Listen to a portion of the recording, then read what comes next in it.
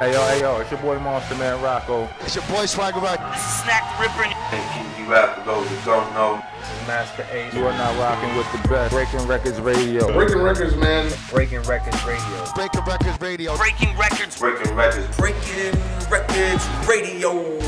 Let's go. Breaking Records Radio. Press 5 now, how you check Breaking Records Radio. Breaking Records, man. Radio is like the place to be. I don't fuck strange music, dude. And another thing I want to say too, congrats on the doing the STAYtuned podcast with Pat Stay. I'm a huge fan. I've watched every episode since you guys been dropping them. I love it. Appreciate it, man. And how did the whole idea for you guys to even do a podcast come about? I think Pat's been talking about it for probably like the last couple of years. Like I remember, I think it started out as like, bro, come over to my garage, like we're gonna just watch funny videos, go live, and do shrooms and laugh at them. Like we always like had this idea, and then one night I think I went over there and we did like a live, just an Instagram live, and people really liked it. And, there was great feedback. So he was like, man, we got to do a podcast. And we talked about it and talked about it and talked about it and talked about it. But we didn't have the place. We didn't have like a camera guy set up. We didn't know how the mics or the audio worked. So we pretty much just like pulled in DJ Ivy. He had all the gear because he previously had a podcast. He does all the audio, so he already knew what he was doing. We have a local smoke shop here, Mary Jane's, that sponsored us, let us do it there. And then we got a camera guy aboard, and then we kind of just selected two of our friends that we thought would fit and complement it. And so, at first it was going to be me, Pat, and Miracle, and then we added Dickie. It was my best friend growing up. We added him like the last minute, and that was kind of Pat's idea. And I think just with all four of us, man, it's a good energy, and everyone has their role. We got the bad guy, we got the mediator, we got everyone, man. And I feel like everyone plays off each other well, and it's evident to the audience that we're all actually friends. Like it's not weird. It just seems as though we're just hanging out, and I think that's why people like it.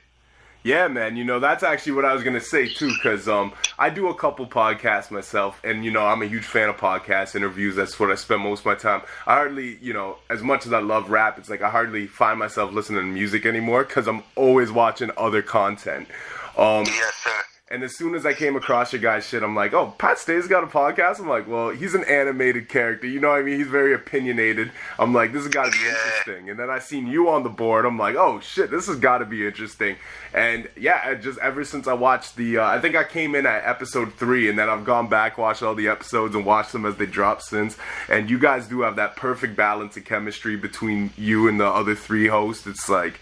It's just you guys set it off properly, and it's rare to see that in such infant stages of a podcast. You know what I mean? Yeah, man. I mean, we're obviously, like you said, at the infant stages. We're still watching back and learning to work on a few things, such as like just to make our craft better. But I think that we are definitely on the right track so early in, Yeah, definitely. And one thing that can get, a little bit difficult to get used to in podcasting is speaking your opinions and forgetting that the world's listening, or being around people speaking their opinions and knowing that the world's listening. And I was just curious, when Pat Stay was going in on, someone like Lloyd Banks and calling them pussy, right? Does that put you in an awkward spot at all because you are still an active recording artist?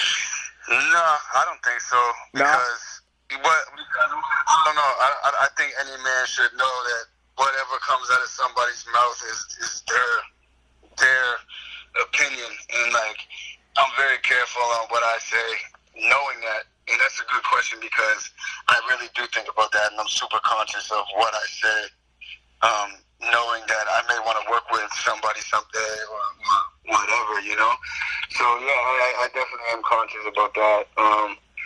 But we do also, it's not live, so if something gets too crazy, then we always have the option to clip it out and everything, so.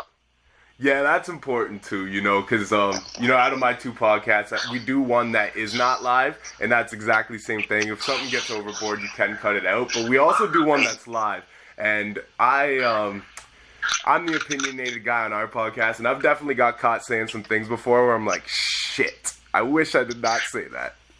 Yeah, it's heat of the moment, so I mean, it's tough, especially when you're around your friends. Yeah. And it feels so natural that it's just like you sitting at a pub, you know what I mean? But Yeah. you forget that it's going out to the world. So I can see how that happens, but yeah, I think for the most part we're pretty good, and people know we're genuinely good people, and we don't mean no malice towards anyone. It's just straight up hip hop debate, man. That's how it gets sometimes. Yeah, and you know what? And that's part of what makes it great conversation, too. Like, that's one thing that immediately attracted me to your podcast as soon as I started listening to it, is that, you know, you guys don't really hold back. You might, you know, you might be cautious, but you guys don't hold back your opinions and shit, you know what I mean? And that's important in the type of podding I you think do. so, man. Very important in the type of podcasting you guys do, you know. That's what makes it authentic and makes people want to listen, because we want to hear opinions, you know what I mean? Yes, sir, exactly, man. And like, yo, it's crazy, like, some of the comments you'll see, it's like, yo, this person doesn't know what you're talking about. But, like, sometimes you got to take the other side. Like, Ricky plays devil's advocate a lot. He may necessarily not, you know, he may be just pushing buttons sometimes, but I think that's what makes it exciting. Like, how boring would the podcast be if we all just agreed, like, okay, so Jay-Z is dope. Yep, he's dope. Yep. Yep. You know what I mean? Like, if there's no like debate, or this person's better or that, if there's no debate, it would be boring. So I think it's good to actually have people that are on opposite sides or play devil's advocate. Yeah, no, exactly the way you worded it is perfect. Like, you need a devil's advocate person in a podcast. Without it, it's exactly what you said. It's bland conversation. You need someone, even if they agree with everything you're saying, they have to bring the opposing question as if they don't agree, just so you get all sides and covers of the debate in the conversation. Exactly. Yeah, man, you guys are doing great with it, though. You know, I just wanted to commend you guys on that, because it's rare I see a podcast in such young stages that you guys already got, like, that chemistry is on 100. So you guys just keep pushing, and I can see that going far, man. No, I appreciate it, man.